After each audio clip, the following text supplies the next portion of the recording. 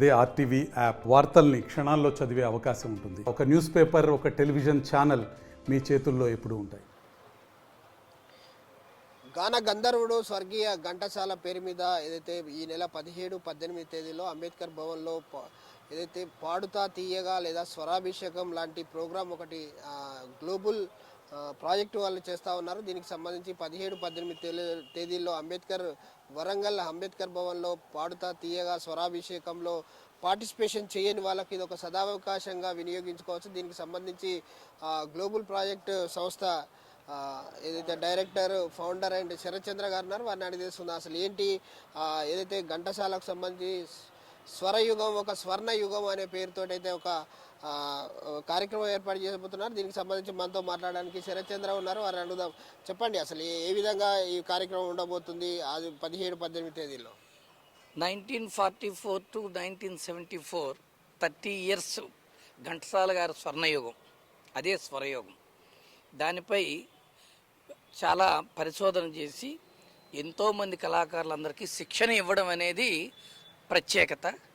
పాట, పద్యం, దండకం, యక్షగానం, అలాగే బుర్రకథ, హరికథ, పద్యాలు, శ్లోకాలు, భగవద్గీత ఇవన్నీ కూడాను సమగ్రంగా ఆయన కంఠం ద్వారా మనకు తెలుగువారికి అందించినటువంటి అశేషమైనటువంటి ఈ సిలబస్సు మేము దాన్ని మన ఉభయ తెలుగు రాష్ట్రాల్లో ఐడల్ గంధర్వ అని ప్రత్యేకించి ఘంటసాల గారి మీద 9 సంవత్సరాల నుంచి 80 సంవత్సరాల వరకు వయోపరిమితి అనేది లేకుండా ఏ వయసు వాళ్ళకి ఆ వయసు వాళ్ళకే పోటీ లేకుండా శిక్షణ ఇచ్చి మంచి స్వరాలు ఏ దీనికి ఉపయోగపడతాయో ఆ స్వరాల బట్టి మెలకువలు సరిదిద్ది పాటలు, పద్యాలు నేర్పించి తెలుగు భాష అభివృద్ధి కోసమై ఈ ఘంటసాల స్వర్ణయుగ ప్రాజెక్ట్ని ఈ ఓరుగల్లు మహాకళలకు చాలా నిలయం కాబట్టి ఇక్కడ ఈ ప్రాజెక్ట్ స్టార్ట్ చేద్దామనే ఆలోచనతో నేను రావడం జరిగింది. అందుకు ఇక్కడ ఉన్నటువంటి పత్రికా విలేకరులు, అలాగే మా ఛానల్స్ వారందరూ కూడాను వాళ్ళకి నేను చెప్పడం జరిగింది. ఇలాగైనా సరే ఔత్సాహిక గాయకులనే కాదు, మంచి గాత్రాలు ఇక్కడ ఉన్నాయి అని నాకు తెలుసు. కాబట్టి ఆ గాత్రాలను పసిగట్టడానికి ఈ నెల 17-18 అంటే శనివారం, ఆదివారం ఉదయం 10 గంటల నుంచి సాయంత్రం వరకు కూడా ఔత్సాహిక దీనిలో కళాకారులు కానీ అలాగే ప్రొఫెషనల్స్ కానీ ఎవరు పార్టిసిపేట్ చేయగలుగుతారో వాళ్ళు ఆ భవన్కి వచ్చి శిక్షణ పొంది షూట్ చేస్తాం వాళ్ళంతా కూడా.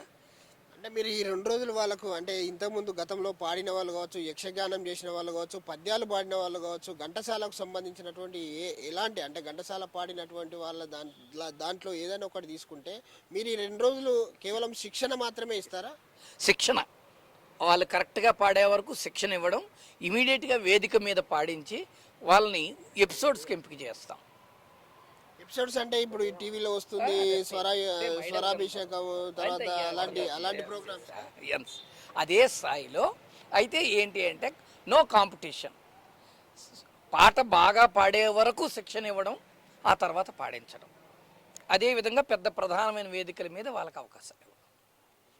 సో చూడొచ్చు, ఏదైతే పాటలకు కళలకు పుట్టినిల్లు అయినటువంటి ఓరుగల్లులో ఎంతోమంది కళాకారులు ఉన్నారు, గాయకులు ఉన్నారు. వీళ్ళంతా కూడా వాళ్ళందరికీ ఒక శిక్షణ ఇచ్చి ఆ టీవీ ప్రోగ్రాంలో ఏదైతే ఉందో స్వరాభిషేకం కావచ్చు లేదా మిగతా పాటల పోటీలకి వాళ్ళను తయారు చేయడమే మా ముఖ్య ఉద్దేశం. ఇక్కడ దాదాపు ఓరుగల్లు అంటేనే కళలకు నిలయంగా ఉన్నటువంటి ఈ ప్రాంతంలో ఈ నెల 17-18 శని ఆదివారాల్లో అంబేద్కర్ భవన్లో పెద్ద ఎత్తున గాయకులకు కావచ్చు, యక్షగానం కావచ్చు లేదా పద్యాలు, ఘంటసాల గాన గంధర్వుడు ఘంటసాల పాడినటువంటి ఎలాంటి పాటనైనా పాడేందుకు శిక్షణ మాత్రమే మేము ఇస్తాము. ఈ 2 రోజుల శిక్షణలో ఔత్సాహిక పాటలు కావచ్చు, పద్యాలు కావచ్చు, యక్షగానం ఎవరైనా కూడా పాల్గొనవచ్చు. దాంతో వయోపరిమితి కూడా ఏం లేదు అని చెప్పేసి అయితే శరత్చంద్ర చెప్తానన్నారు. కెమెరామెన్ రాజుతో విద్యాసాగర్, RTV న్యూస్, వరంగల్. మరిన్ని వీడియోస్ కోసం ఛానల్ ని సబ్స్క్రైబ్ చేయండి. లేటెస్ట్ అప్డేట్స్ కోసం వాట్సాప్ ఛానల్ ని ఫాలో చేయండి.